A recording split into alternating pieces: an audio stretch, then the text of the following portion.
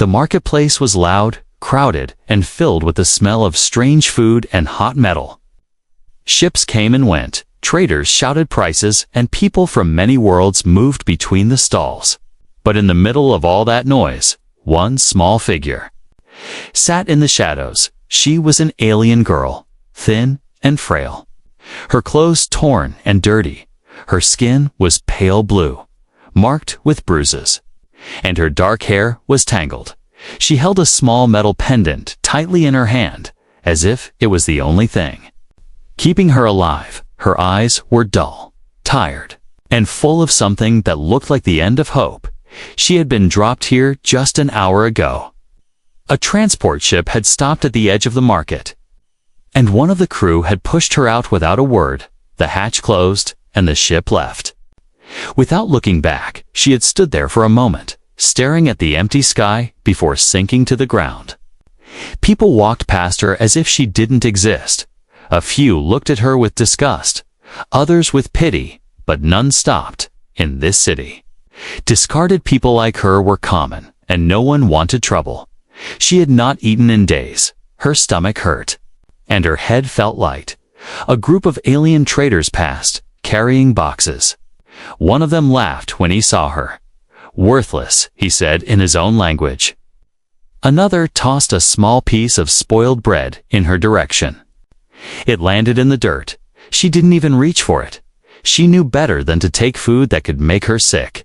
Then, a shadow fell over her. She tensed, ready for another insult or kick.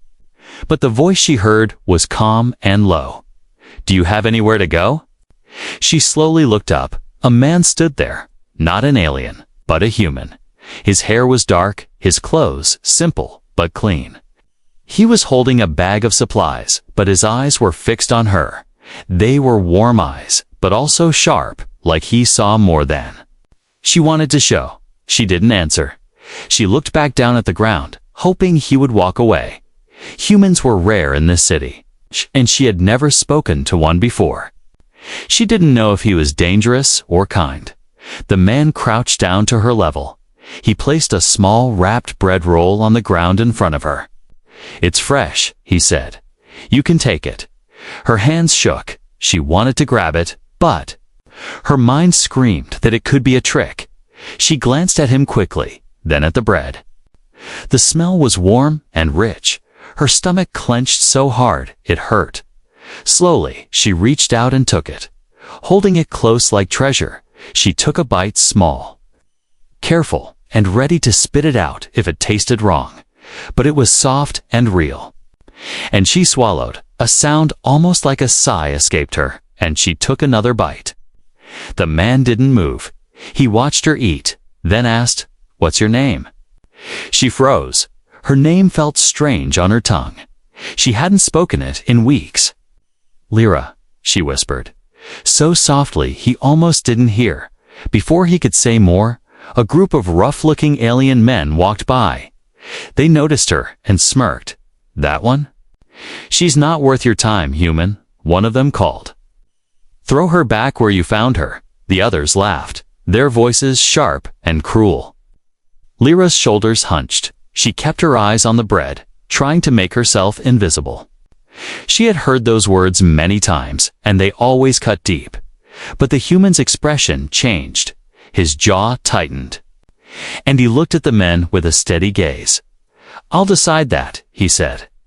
His voice wasn't loud, but it carried a weight that made the laughter fade. The men muttered something and walked on, throwing dirty looks over their shoulders. When they were gone, the man looked back at Lyra. "You shouldn't be out here alone," he said. "It's not safe." She swallowed the last bit of bread and clutched her pendant. "I have nowhere," she murmured. He hesitated, then held out his hand. "Then come with me." She stared at the hand. Her mind raced. This could be a trap, or it could be the only chance she would ever get. Her fingers twitched, wanting to reach out but afraid. In the end, hunger, cold, and exhaustion made the choice for her. She slowly put her small, trembling hand in his. His grip was firm but gentle. As he helped her to her feet, she noticed how tall he was, How steady he seemed. She tried to keep her eyes down, but part of her wanted to look at him again. To see why he had stopped for her, they began to walk through the market. People stared, whispering. Some looked shocked, others angry. A human taking in a discarded alien girl was not something that happened here. Lyra felt their eyes like needles. On her back, she almost pulled away, but his hand tightened slightly, not to trap her, but to tell her without words that she was safe. For the first time in a long while, she felt the smallest spark of something inside her. It wasn't trust yet, not hope either, but it was something she hadn't felt in years, the possibility that her life might not be over. The walk away from the market felt longer than it really was. The human steps were steady, but Lyra's were slow and unsure. She kept glancing around, half expecting someone to grab her and pull her back. Her small fingers tightened around the pendant in her palm. He didn't speak at first. He simply led her through winding alleys and quieter streets. The noise of the marketplace faded behind them, replaced by the faint hum of machines and the distant sound of wind. Lyra found herself looking at the strange buildings. Most were tall, metal, and cold-looking. At last, he stopped near a small food stall.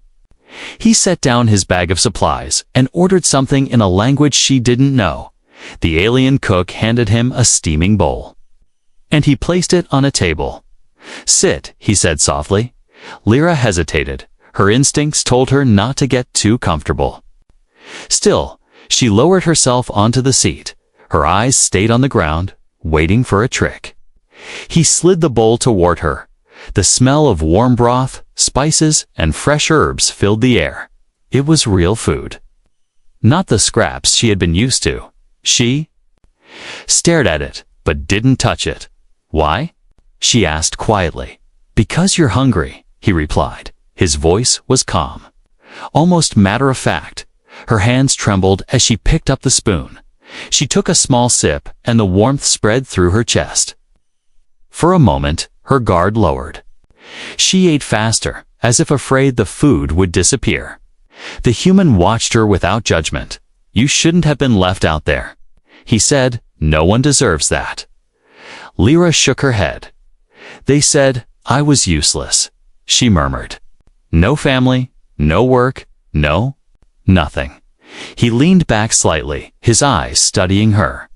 "I don't believe that," he said. Before she could respond, a shadow fell over the table. A group of alien men had stopped nearby. One of them was the same traitor who had thrown the spoiled bread earlier. "What's this? Human?" he sneered. "Feeding trash now." Lyra froze. Her spoon hovered in midair. Her heart pounded. She wanted to vanish into the ground. The human's voice was calm but firm. "She's not trash," he said. The traitor laughed. "You'll regret it. Humans don't last long here, especially when they make friends with the wrong kind." Lyra's throat felt tight. She waited for the man to let go of her and walk away, but instead, he turned toward the traitor, his expression cold. "Walk away," he said simply. Something in his tone made the traitor's smirk fade. After a moment, the men muttered insults under their breath and left. Lyra stared at the table. She didn't understand why he had defended her. No one ever had before. When she finished eating, he stood and picked up his bag. "Come," he said. She followed him slowly. "Where are we going?" she asked. "To my place," he replied. "You can stay there tonight." Her steps faltered. "Why would you do that?" she asked. He looked back at her. "Because you have nowhere else." Her chest ached. She didn't know if it was hope or fear. They walked through a quiet part of the city. The buildings were smaller here, the streets less crowded. A few locals glanced at them, but didn't stop. Finally, they reached a modest home made of stone and metal. It had a small porch and a dim light above the door. The human opened it and stepped aside. Lyra stood at the threshold, unsure. The warmth from inside reached her face, but she hesitated. "I don't want to cause trouble," she whispered. "You won't," he said simply. She stepped inside. The air smelled faintly of wood and something cooking. The walls were lined with shelves holding books, tools, and strange human objects she didn't recognize. He pointed toward a chair near a small fire. "Sit." Lyra obeyed, sinking into the seat. The warmth from the flames made her shiver. She kept her pendant in her hands, turning it over and over. The human placed a blanket around her shoulders. The softness surprised her. She almost forgot to thank him. "Thank you," she whispered. He nodded. Then went into another room, returning with a plate of fruit. "Eat as much as you like," he said. She picked up a piece, slowly, chewing it carefully. The sweetness was almost overwhelming after so long without fresh food. They didn't speak much that night, but the silence wasn't heavy. It felt strange, not empty, but safe, as the fire crackled. Lyra's eyes grew heavy. She leaned back in the chair, the blanket pulled close. She heard him moving around the kitchen, the sound of dishes, the steady rhythm of someone who was at home. Her thoughts drifted. She still didn't know his name, or why he had stopped for her, but for the first time in what felt like forever. She wasn't cold, she wasn't hungry, and she wasn't alone. Before sleep claimed her, she whispered into the quiet room, "Why are you helping me?" His voice came from the doorway, steady and calm, "Because you deserve to live." Lyra closed her eyes, and for the first time in many years, she slept without fear. Morning came with the faint light of two suns slipping through the window. Lyra woke slowly, still wrapped in the blanket from the night before. The fire had gone out, but the room still held the gentle warmth from it. For a moment, she forgot where she was. The smell of food drifted in from the other room. Her stomach growled before she could stop it. She sat up, brushing her tangled hair away from her face. Her pendant was still in her hand. She had slept, holding it tight, afraid it might disappear. The human stepped into the room carrying a small tray. On it was bread, fruit, and a steaming cup of something that smelled strong and bitter. "You're awake," he said simply, setting the tray. On the table, Lyra sat on the edge of the couch, watching him. "You made this for me?" She asked softly. "Yes," he said. "You need to eat."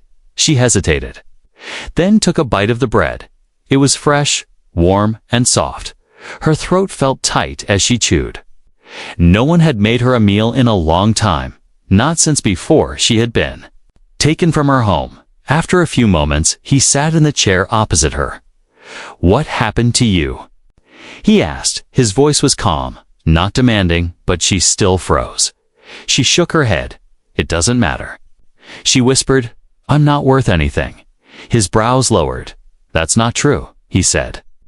Before she could answer, a loud knock sounded at the door. Lyra stiffened. The human stood and opened it, revealing three aliens standing outside. They were big, broad, and their faces carried the kind of arrogance that came from thinking they could do whatever they wanted. One of them smirked when he saw Lyra. "There she is," he said. "You picked up a stray human." "She doesn't belong to anyone," the human replied evenly. The smirk widened. "She belonged to a trader who didn't want her. That makes her abandoned property. We'll take her back, or you can pay if you want to keep her." Lyra's stomach turned cold. She had seen this before. This was how people like her were passed around, traded like objects. The human didn't move. "She's not for sale," he said firmly. The alien laughed. "Everything is for sale here." Human, Lyra stood, her voice shaking. "I'll go," she said quietly. "I don't want trouble for you." The human turned to her, his eyes steady. "No," he said. She shook her head. "You don't understand. They'll hurt you if you keep me." "I understand," he said, "and I don't care." He stepped forward, blocking the doorway. His voice dropped lower. "If you want her, you'll have to get through me." The aliens looked at each other. One of them took a step forward, but something in the human's eyes made him pause. The silence stretched for a long moment. Finally, the leader spat on the ground. "Not worth the trouble," he muttered. They turned and walked away. When the door closed, Lyra stood frozen. She had never seen anyone face down men like that for her. Her hands shook, and she didn't know if it was from fear or something else. "Why?" She whispered. "Because you're not worthless," he said. "And you're not going back to that?" She stared at him, her throat tight. "I don't understand you." "You don't have to," he said, "but you should know this. You're coming with me. You're not staying here alone." Lyra blinked. "Coming. With you? Where?" "Somewhere safer," he said. "This city isn't kind to people like you." She wanted to argue, to tell him she didn't belong anywhere. But the truth was, the thought of being left here again made her chest ache. She thought of the cold streets, the cruel faces, the hunger. Her gaze fell to his hand as he held it out to her. The same hand that had given her bread, the same hand that had pulled her up from the dirt. She hesitated, then placed her small hand. In his, something shifted in her chest when he closed his fingers around hers. It wasn't trust yet, not fully, but it was something close. As they stepped out into the street, people stared. Whispers followed them. Why is he helping her? Doesn't he know she's nothing? Humans are strange. Lyra kept her eyes forward, letting the human guide her. The crowd seemed smaller when he was beside her. The city seemed less loud, less threatening, for the first time in years. She wondered what it might feel like to have a place, somewhere she wasn't just a shadow in the corner, somewhere she was allowed to exist.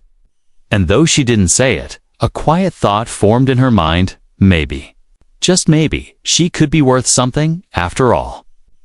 The door closed softly behind them, and the quiet of the small home wrapped around Lyra like a gentle blanket. The human moved calmly around the room, lighting a small lamp that filled the space. With warm light, the walls were covered with pictures of places she didn't know and tools she couldn't name.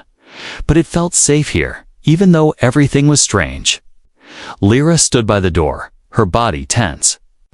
Not sure if she was allowed to stay or if this was only a brief stop. The human turned to her. "You can sit," he said softly. Motioning to a chair near the fire, she slowly lowered herself, the wood creaking under her. The firelight flickered across her pale blue skin, making her look like a fragile statue. He handed her a thick blanket. "Wrap yourself in this," he said. "You look cold." She hesitated, but accepted the blanket. Pulling it close around her shoulders, the warmth spread slowly, chasing away the chill that had lived in her bones for so long. She felt a tear slip down her cheek, but she blinked it away quickly. The human sat down across from her, not speaking, just watching.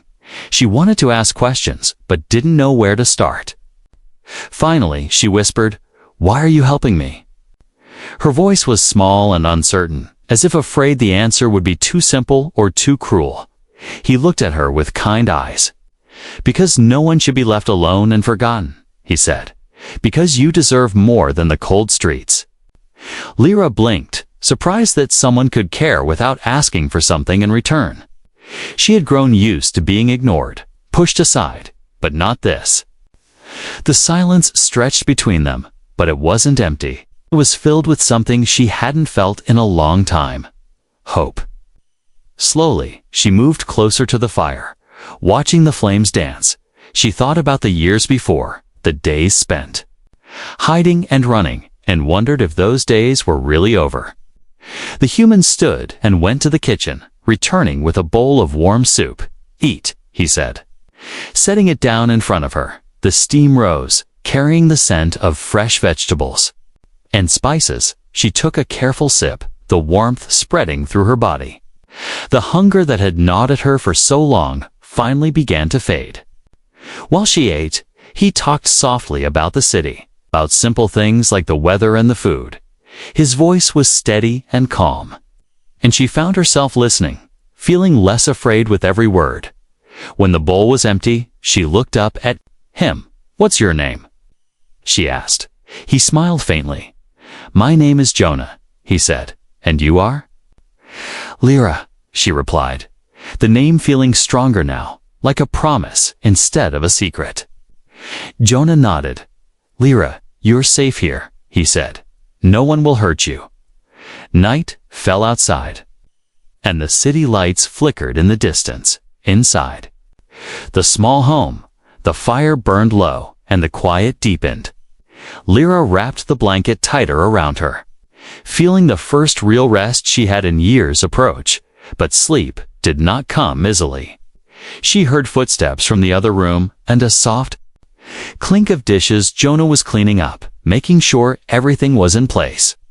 She felt small and unsure, like she didn't belong, but he never made her feel that way. After a long time, the sound stopped, and the room became still again. Her thoughts drifted to the past, to her family who had been taken away, to the pain. She had tried to forget the cold nights on the streets, the hunger, the loneliness.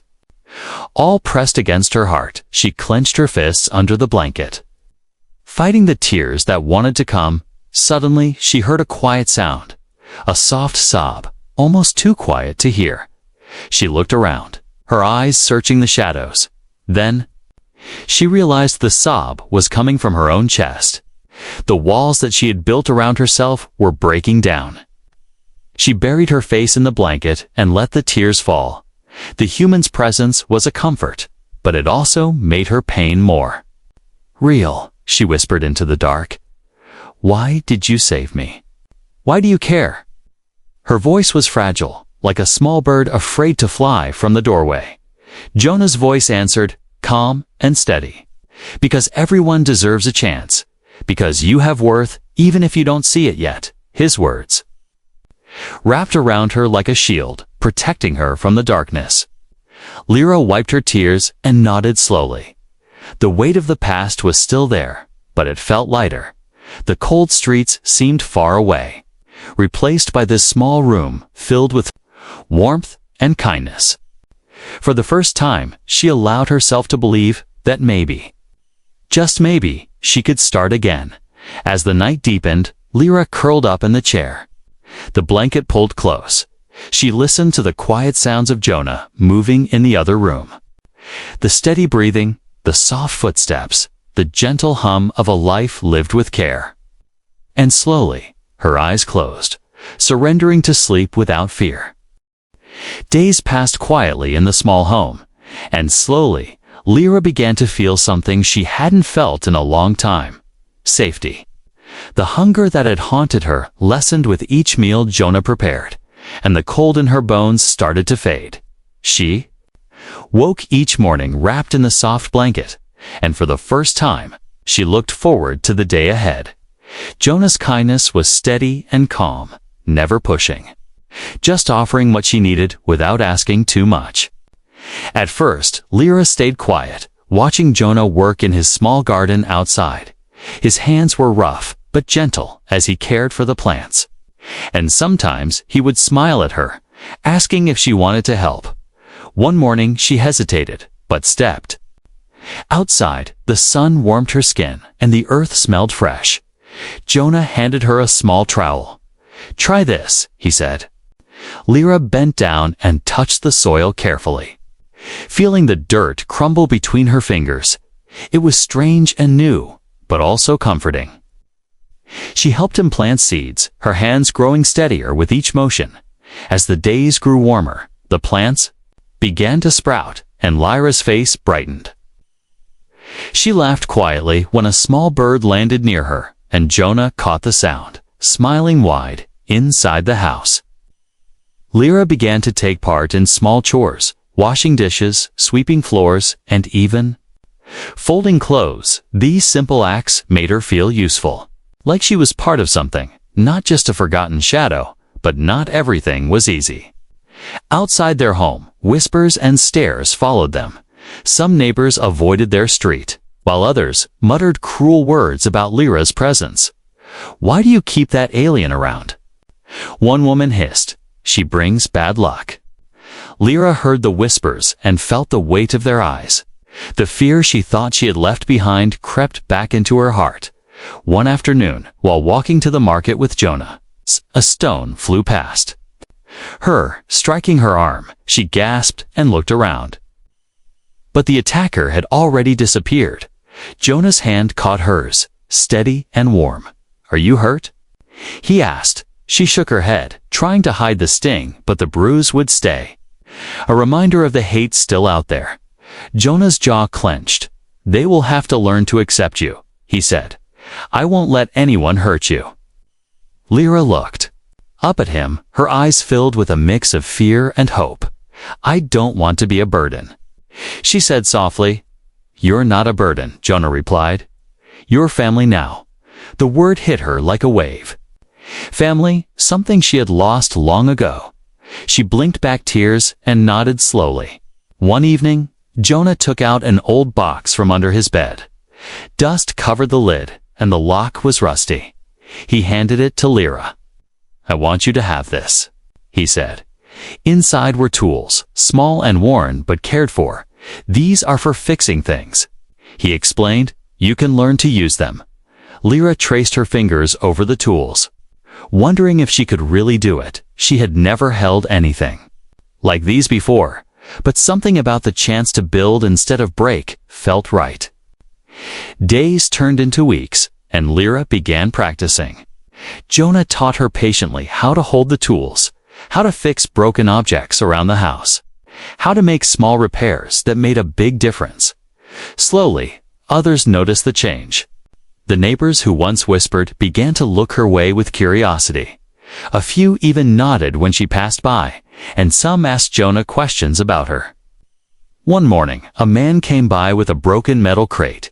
He looked doubtful when Lyra offered to fix it, but when she worked, steady and sure, the crate was like new. The man's eyes widened, and he nodded. "You have skill," he said. Lyra smiled shyly, feeling something new. Respect. But the journey was not without setbacks. Some still doubted her. Some called her names when they thought no one was listening, and Lyra felt the sting of those words deep inside. Yet, each day with Jonah's support made her stronger. One night, as they sat by the fire, Lyra took out her pendant and held it up. The small metal piece glinted in the light. "This was my family's," she said softly, "before I lost them." Jonah reached out and took the pendant gently. "You are not alone anymore," he said. "You are part of a new family." Tears filled her eyes. But they were no longer tears of pain. They were tears of hope, of a future she never thought possible. She looked at Jonah and smiled. "Thank you," she whispered. "For seeing me," he smiled back.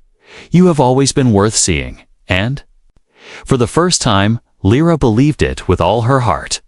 The sun rose over the city, casting long shadows on the dusty streets. Life seemed to settle into a quiet rhythm for Lyra and Jonah. But the calm was not to last, for that morning, trouble found its way to their doorstep. A cry rang out from the marketplace, sharp and loud.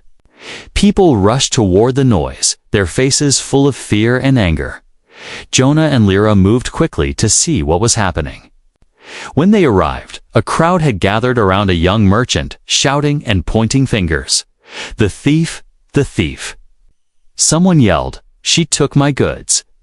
The merchant's voice was high and accusing, and all eyes turned toward Lyra. The whispers began again. Louder this time. "It's her. She's the one who stole. We don't want her here." Lyra's heart pounded as she looked at the angry faces. She shook her head. "I didn't take anything," she said, her voice trembling, but the crowd was too angry to listen. They pressed closer, their voices growing harsher. Jonah stepped forward, raising his hands to calm the crowd. "Stop," he said firmly. "Lyra is innocent." Some laughed, not believing him. "Why should we trust you?" A man sneered. "She's an alien, not one of us." Lyra felt panic rise inside her. The fear of being hunted and cast out again was overwhelming. "Ariduna." Jonah stood beside her, steady and strong. "If you want to accuse her, you'll have to." "Prove it," he said. "Otherwise, she stays." The crowd fell silent for a moment, unsure of what to do. Then a few people began searching the area, looking for the missing goods. After tense minutes, the real thief was caught, a local vendor hiding the stolen items under his stall. Gasps and murmurs spread through the crowd. The man who had accused Lyra looked ashamed, but no one apologized out loud. The silence was heavy, and Lyra felt the weight of the false accusations. Jonah turned to the crowd. "You see now," he said. "Don't judge without proof, and don't punish the innocent." Some heads nodded slowly, but others just walked away, leaving Lyra feeling exposed and tired. After the crowd dispersed, Jonah looked at Lyra with concern. "Are you all right?" he asked. She nodded, but her hands trembled. "I'm used to this," she whispered. "But it still hurts." Jonah reached out and took her hand. "You're stronger than you know," he said, "and I'm here with you for the first time." Lyra felt a deep trust grow inside her. She wasn't alone in the fight anymore. Over the next days, word spread about what had happened. Some people began to see Lyra differently, not just as an alien, but as someone brave and honest. Jonah taught her how to stand tall and speak with confidence. One afternoon, Lyra helped a neighbor fix a broken cartwheel, her hands steady and sure. She smiled when the neighbor thanked her, and for a moment, the pain of the past seemed distant, but change was slow. And there were still days when she felt the sting of rejection. Still, every time she faltered, Jonah was there with a steady word or a gentle hand. One evening, as they sat by the fire, Jonah said, "This test was hard, but you passed, not because you fought, but because you stayed true." Lyra looked into the flames, thinking about how far she had come from the cold streets to this small home filled with warmth. She felt a new kind of strength rising inside her. She reached for the pendant around her neck. The metal was worn but held tight. It was a symbol of her past, but also a promise for the future. Jonah smiled at her. "You are not the girl who was left in the market," he said. "You're someone new now." Lyra returned his smile, a quiet pride shining in her eyes. She knew the road ahead would not be easy, but with Jonah by her side, she believed she could face anything, and for the first time in her life, she looked forward to the future with hope. The morning sun spilled through the window, casting a soft light across the small home where Lyra now lived. She stretched slowly, feeling the warmth in her body and a strange new feeling in her heart, belonging. The past still whispered in her mind, but it was quieter now, pushed back by the hope that grew each day. She dressed carefully in clean clothes Jonah had given her, clothes that fit her small frame and did not remind her of cold streets and empty hunger. Today was different. She was going to the market again, but this time not as a forgotten shadow, but as someone who belonged. Jonah walked beside her, proud and quiet. The people they passed looked at Lyra with curious eyes. Some moved aside with respect, not fear. She held her head high, feeling the weight of their stares, but not bowing under it. At the market, Lyra's heart pounded as she walked between stalls, but something had changed. The whispers were softer, and a few nodded greetings. One by one, the neighbors began to see her as more than just an alien girl. They saw her as a person with skills, with kindness, with strength. She stopped at a toolmaker's booth, where a broken hammer lay on the table. The toolmaker looked up, surprised to see her. "Can you fix this?" he asked doubtfully. Lyra smiled and took the hammer carefully, examining it with steady eyes. She worked with the small tools Jonah had given her, twisting and turning the metal with patience and skill. Within minutes, the hammer was whole again, its head tight and strong. The toolmaker's eyes widened. "I didn't know you could do that," he said, handing her a small coin as payment. For the first time, Lyra felt the joy of earning, not just food or shelter, but respect and trust. She looked at the coin and then at Jonah, who nodded with pride. The day passed with small successes, helping a merchant fix a cart, carrying goods for an elderly woman, sharing a smile with children who once had ignored her. Every step was a victory over the past, a building of something new. As evening fell, Jonah and Lyra returned to their home, tired but filled with a quiet happiness. Jonah sat by the fire while Lyra pulled out her pendant, holding it up to the light. She spoke softly. "This was all I had left." Jonah reached out, touching her hand gently. "And now? You have more," he said. "You have a family, a home, and a place where you are valued." Lyra looked at him, tears filling her eyes. But these tears were different. They were not for pain, but for healing. She smiled through them. "Thank you for seeing me," she whispered. "You had worth." "All along," Jonah replied. "I only helped you see it." That night, Lyra lay awake, thinking about the journey she had taken. From the cold market floor to a home filled with light, from being discarded and alone to being seen and loved. She felt something deep inside, a hope that was no longer fragile but strong and steady. In her dreams, she saw her family again, but this time, she was not afraid. She was smiling, surrounded by people who cared, and when she woke, she knew that her worth was not tied to where she came from, but to who she had become. The city outside was still full of dangers and whispers, but Lyra was ready now, ready to face whatever came with Jonah by her side, together. They had built a new story, one of courage, kindness, and belonging.